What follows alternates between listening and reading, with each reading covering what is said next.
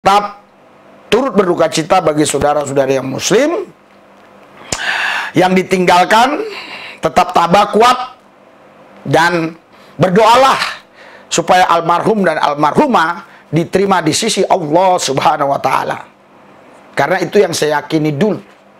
Tapi bagi saudara-saudariku yang Kristen yang percaya Yesus, Alkitab berkata barang siapa menerimanya diberi kuasa menjadi anak-anak Allah. Dan Alkitab berkata barang siapa yang percaya tidak akan binasa, melainkan memperoleh hidup yang kekal.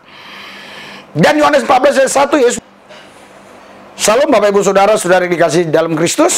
Sebelum dengarkan apa yang saya sampaikan selanjutnya, jangan lupa ya, subscribe, like, beri komen, dan juga tombol lonceng dipencet supaya setiap kali saya membuat video baru ternotifikasi di HP saudara. Dan ingat, negara kita negara hukum, berikan komen yang baik dan benar karena kita berhadapan dengan hukum dalam Yesus. Amin.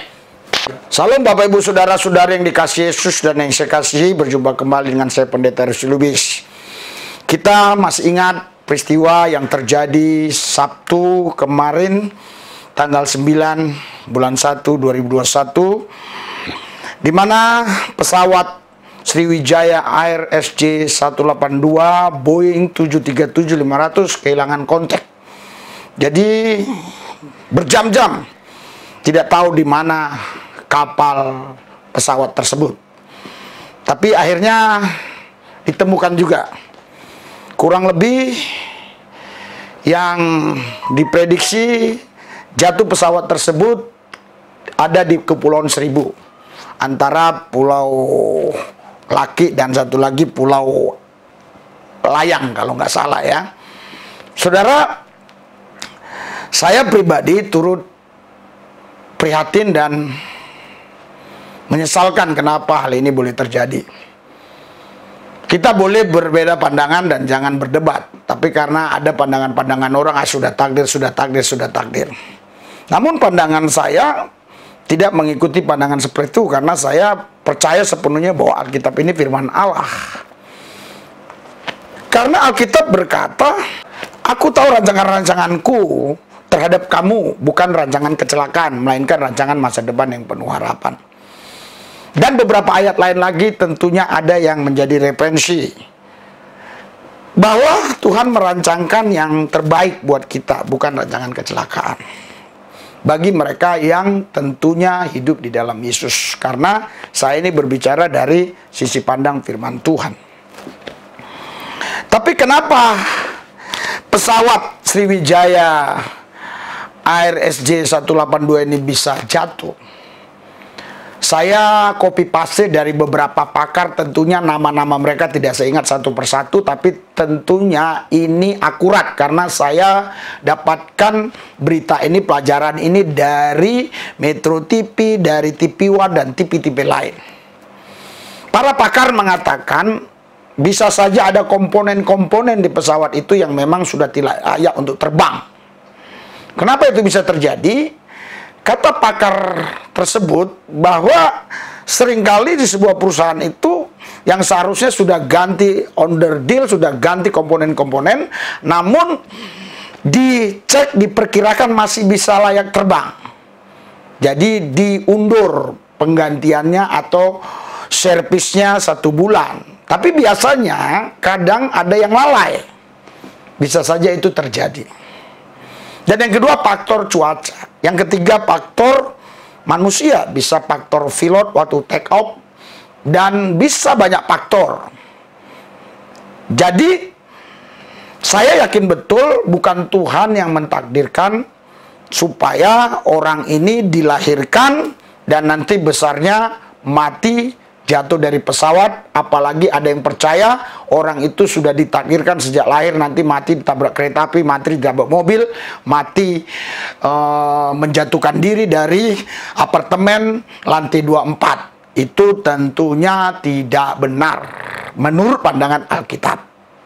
Kalau begitu apa tanggapan saya tentang pesawat ini yang jatuh ini? Ya tanggapan saya ini kelalaian.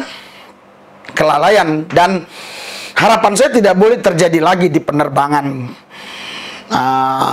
Indonesia terjadi hal seperti ini. Bahkan di penerbangan luar negeri, penerbangan maskapai luar negeri pun tidak boleh terjadi. Karena biar bagaimana korban-korban tersebut tidak menginginkan itu terjadi atas dirinya, tetapi nyatanya, realitanya terjadi. Dan yang saya ingat kurang lebih ada 60 orang yang ada di pesawat tersebut. Kita tidak tahu apa masih ada yang hidup. Namun sampai hari ini tidak ada beritanya satupun yang masih hidup. Yang hanya kita tahu sudah ditemukan serpian-serpian badan-badan manusia, tulang-tulang manusia, dan itu badan-badan kapal, pesawat sudah ditemukan. Tetapi ada banyak lagi yang memang belum ditemukan. Jadi masih dalam pencarian terus. Yang saya ketahui adalah pesawat ini jatuh di sekitaran Pulau Seribu, antara Pulau Laki dan pulau sebelahnya begitu. Saudara, Bapak Ibu sekalian, kita sebagai orang percaya jangan sembarangan terbang. Kalau mau terbang, kita doa puasa dulu, tanya Tuhan, boleh nggak kita terbang? Apakah itu saya lakukan? Tentu saya lakukan. Selama saya melayani, mungkin sudah 1000-an kali saya ada terbang. Selama new normal saja, setiap bulan 2 kali penerbangan. Ke wilayah-wilayah, daerah-daerah mengadakan KKR yang dihadiri, cukup banyak orang. Anda lihat saja di Metanoia. Tapi, sampai hari ini saya selamat, bukan kebetulan. Tapi memang saya berdoa, saya tanya Tuhan, boleh nggak kami berangkat, boleh nggak kami terbang? Dan pernah terjadi satu peristiwa dalam kehidupan saya yang saya tidak bisa lupakan. Waktu itu, saya sudah buat schedule dan sudah protokolernya luar biasa, sudah tinggal besok mau terbang, tapi saya gagalkan. Saya lupa itu tanggal berapa, tahun berapa, bulan berapa, tetapi Anda masih ingat kan pesawat yang jatuh di Medan? Nah, itulah. Ya siapa tahu saya naik pesawat itu, kan begitu. Ya kan? Intinya saya tidak jadi untuk terbang. Saya tidak jadi beli tiket untuk terbang. Padahal jadwal itu sudah sangat tersusun rapi protokolernya. Dan juga pernah satu kisah yang nyata yang saya alami, ini sudah kurang lebih 17 tahun apa 16 tahun yang lalu. Itu Lorena masih lagi booming-boomingnya, lagi sangat harum namanya. Ya. Sehingga kemana-mana orang selalu naik Lorena. Jadi waktu itu saya dari Pekanbaru mau ke Medan naik Lorena. Saya sudah beli tiket, tetapi ketika di loket keesokannya saya dapat suara dari Roh Kudus bahwa saya tidak boleh berangkat, tidak boleh naik bis tersebut. Sehingga saya menggagalkan niat saya atau membatalkan niat saya.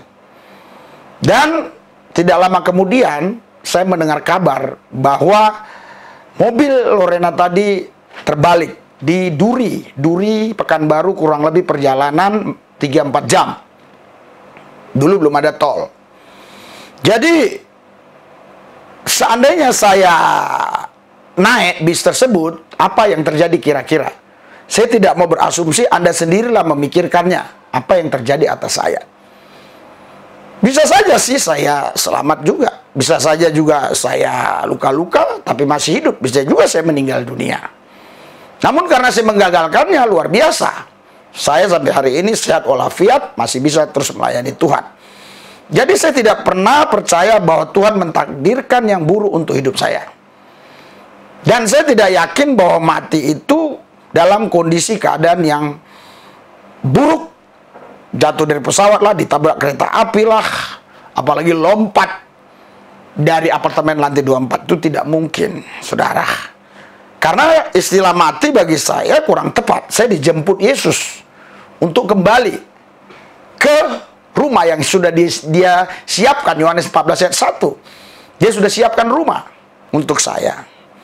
Yang kedua, dia katakan Yohanes 3, 16, barang siapa percaya kepada tidak akan binasa, melainkan memperoleh hidup yang kekal. Jadi saudara, Bapak Ibu sekalian, adanya peristiwa ini, saya turut berduka cita, khususnya bagi rekan saudaraku yang muslim, karena dulu memang saya Islam, saya muslim.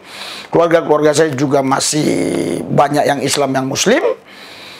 Dan saya tidak tahu persis apa ada keluarga saya di sana, karena sampai hari ini belum saya dengar beritanya. Tetapi, walaupun ada tidak ada, saya tetap turut berduka cita bagi saudara-saudari yang muslim, yang ditinggalkan, tetap tabah kuat, dan berdoalah supaya almarhum dan almarhumah diterima di sisi Allah Subhanahu wa Ta'ala.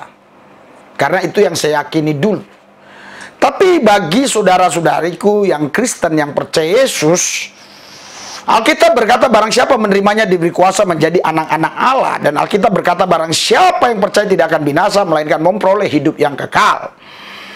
Dan Yohanes 14 ayat 1, Yesus berkata, aku pergi ke tempat Bapa untuk menyediakan rumah bagimu. Ketika rumah itu selesai, aku akan datang menjemput kau kembali, supaya di mana aku berada, kamu pun berada. Jadi saya terlalu yakin percaya ketika seseorang yang percaya Yesus sebelum meninggalnya, dia katakan, Yesus selamatkan aku, ampuni dosaku. Maka orang itu selamat. Dan bagi keluarga-keluarga yang ditinggalkan, khususnya yang Nasrani, yang Kristen, janganlah engkau tidak tahu kemana orang yang meninggal itu, kata 1 Tesalonika 4. Mereka itu dikumpulkan bersama-sama dengan Allah. Oleh karena itu hari ini, bagi saudara-saudariku, rekan-rekanku yang Kristiani khususnya, jangan berduka cita, mari kita terima kenyataan ini dengan sukacita dan percaya bahwa janji Tuhan pasti digenapi. Orang yang percaya kepada tidak akan binasa, melainkan memperoleh hidup yang kekal. Aku berdoa, Tuhan Yesus, bagi rekan saudaraku yang muslim, biarlah mereka semua berdoa dan mereka minta supaya almarhum almarhumah diterima di sisi Allah Subhanahu wa Ta'ala. Tapi bagi rekan-rekanku yang Kristen, biarlah mereka tidak goyah, tidak ragu akan firman-Mu yang mengatakan barang siapa menerimanya diberi kuasa menjadi anak Allah, dan barang siapa percaya tidak akan bisa melainkan memperoleh hidup yang kekal. Terima kasih Tuhan, dalam Yesus Kristus Tuhan yang kudus saya berdoa mengucap syukur, haleluya, amin.